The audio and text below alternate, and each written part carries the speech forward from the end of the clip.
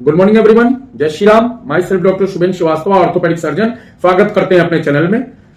आज की वीडियो आप लोगों के लिए बहुत ही महत्वपूर्ण है और आप लोग से रिक्वेस्ट है कि आप वीडियो पूरी शुरू से अंत तक देखिएगा, तब आप मेरी बातों से रिलेट कर पाएंगे और इस वीडियो का आपको लाभ मिल सकेगा।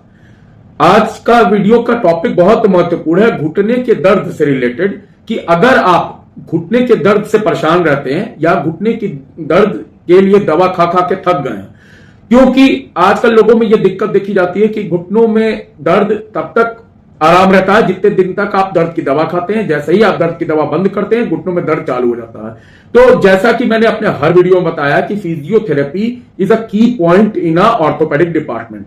फिजियोथेरेपी से आराम देने की कोशिश हम लोग की रहती है, जिससे किसी प्रकार की दर्द की दवाएं और सर्जरी से पेशेंट को बचाया जा सके। तो फिजियोथेरेपी के सहारे मरीज को आराम दिया जाता है, जिससे वो अपनी दैनिक दिनचर्या को आराम से और सुगम तरीके से, अच्छे तरीके से अपनी जिंदगी की दैनिक दिनचर्या निभा सके और स्वस्थ जीवन जी सके। तो चलिए आज के टॉपिक पे चलते हैं। अगर आप एक एथलीट हैं या डेली वॉकर हैं, आप डेली टहलते हैं, चलते हैं, तो घुटनों के दर्द और जकड़न से परेशान है, तो ये वीडियो आपके लिए बहुत लाभकारी है। अब जो मुख्य कारण है घुटने के दर्द के, जैसे कि ओवर यूज, घुटने के जोड़ का ओवर यूज, घुटने के जॉइंट, नी जॉइंट का ओवर यूज करना। दूसरा रीजन ऑस्टियोआर्थराइटिस का होना। तीसरा टेंडनाइटिस, नी जॉइंट में जो टेंडन्स है उसका इन्फ्लामेशन होना। फिर बर्साइटिस, जो वहां बर्सा मौजूद है उसका इन्फ्लामेशन, बर्साइटिस का होना। बर्साइटिस की डिटेल्ड वीडियो मैंने पहले बना रखी है, जिसका लिंक डिस्क्रिप्शन में है, आप जाके देखिए उसको, जिससे आप मेरी बात से रिलेट कर पाए और आपको इस वीडियो का लाभ मिल सके। पांचवा रीजन है मेनिस्कस टियर। छठा रीजन है स्प्रेन इन नी लिगामेंट। इस पे भी, स्प्रेन इन नी लिगामेंट पे डिटेल्ड वीडियो मैंने बना रखी है, जिसका लिंक डिस्क्रिप्शन में है, आप जाके जरूर देखें, जिससे आपको पूरी बात समझ में आए। अब बात करते हैं कि नी जॉइंट में एक्सरसाइज करना बेहद जरूरी होता है, क्योंकि अगर आप नी जॉइंट को इमोबिलाइज रखेंगे, मूवमेंट में नहीं रखेंगे, तो वहां जकड़न, स्टिफनेस और बढ़ेगी और पेनफुल कंडीशन बढ़ेगी। आपको और घुटने में दर्द बना रहेगा और होने और पेनफुल होगा, और आपको दर्द की अवस्था का जो टाइम है वो और ज्यादा होगा। इसलिए नी की जो भी exercise person to person depend करता है। हर एज ग्रुप की एक अलग एक्सरसाइज होती है, हर पर्सन के लिए अलग एक्सरसाइज है। जैसे मान लीजिए बुजुर्ग हैं, उनके लिए कुछ लिमिटेड एक्सरसाइजेस होती हैं, और जो यंग जनरेशन है उनके लिए अलग, जिसको जैसी समस्या हो person to person physically examination के बाद हम लोग वो एक्सरसाइजेस बताते हैं, सजेशन देते हैं। तो आप लोग भी ये इन जनरल एक्सरसाइजेस हैं, किसी एक्सपर्ट ओपिनियन को लेके फिजिकल एग्जामिनेशन के बाद इस एक्सरसाइजेस का इंप्लीमेंट करिएगा। तो चलिए आज चलते हैं आगे की बात पे। तो आज की वीडियो में जैसा कि मैं बताया आपको कि नी जॉइंट की एक्सरसाइजेस पे बातें हो रही हैं, मैंने आपको उसके मुख्य कारण बताए कि नी जॉइंट में पेन के मुख्य कारण क्या क्या रीजन है, क्या क्या कारण है। अब बात करते हैं कि gentle stretching and low impact exercise knee joint की मसल को स्ट्रेंथ प्रदान करते हैं, स्ट्रेंथ देते हैं। अब सो स्टार्ट बाय स्ट्रेचिंग। तो इन स्ट्रेचिंग पहला heel, calf, quadriceps and hamstring, half squat, calf raises and other leg lift variations like straight leg raises, side leg raises and prone leg raises। तो चलिए सबसे पहले बात करते हैं घुटनों के दर्द से राहत पाने के लिए लोअर बॉडी स्ट्रेचिंग एक्सरसाइज के बारे में। तो पहला, स्ट्रेचिंग एक्सरसाइजेज नी जॉइंट के मूवमेंट को इजी बनाते हैं by increasing range of motion.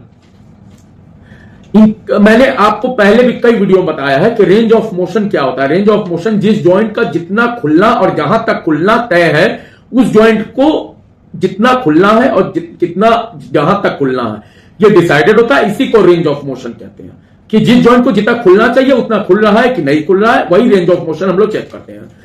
तो by increasing range of motion and flexibility, flexibility का मतलब लचीलापन।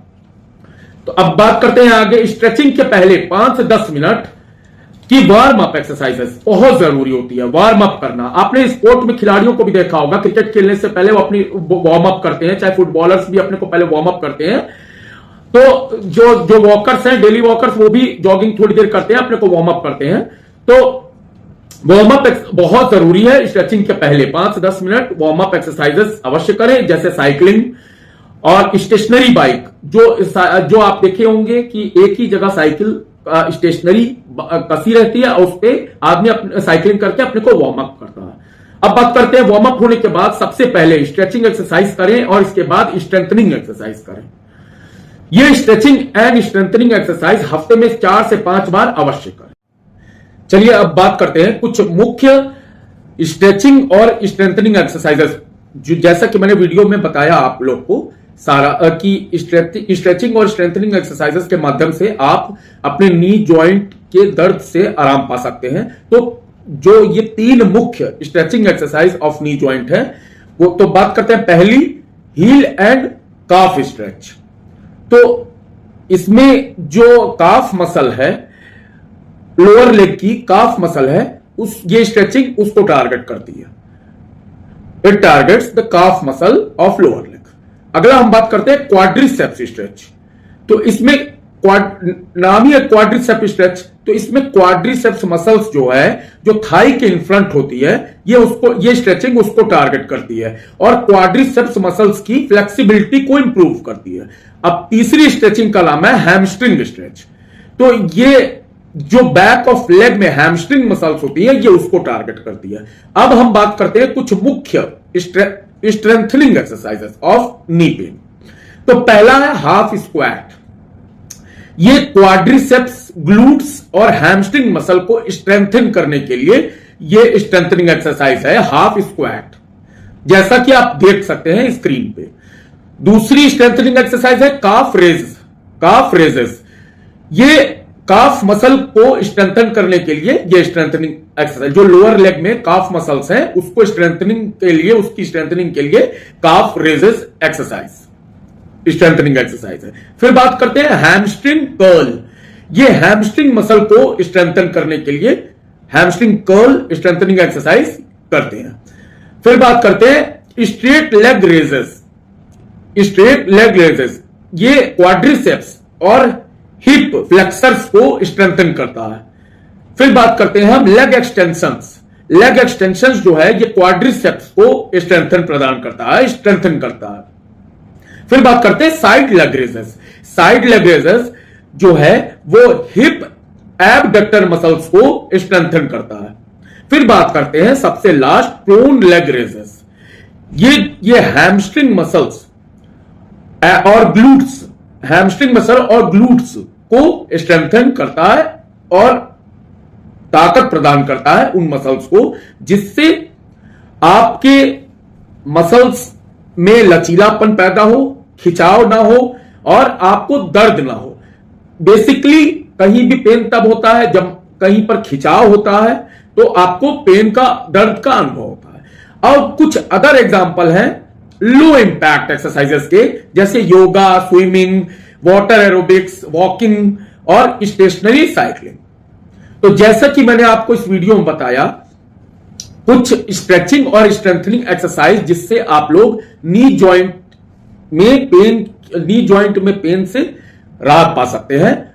मैं आपको एक बात अवश्य बताना चाहता हूं कि ये सारी exercise person to person differ करती है, एज के अकॉर्डिंग, कंडीशन के अकॉर्डिंग, फिजिकली एग्जामिन करने के बाद, फिजिकली एग्जामिनेशन के बाद ही हम लोग ये एक्सरसाइजेस परमिट करते हैं और इंप्लीमेंट करते हैं।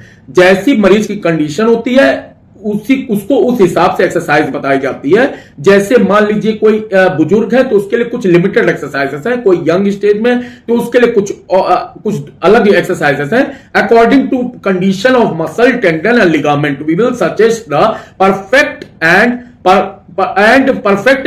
particular exercises to individuals. So please don't implement these exercises without expert opinions. So always prefer expert opinion for implement of any kind of medication or any kind of exercises. और आप इस video को as much as possible share करें and subscribe my channel, like my channel. Thank you so much for watching my video. जय श्री राम।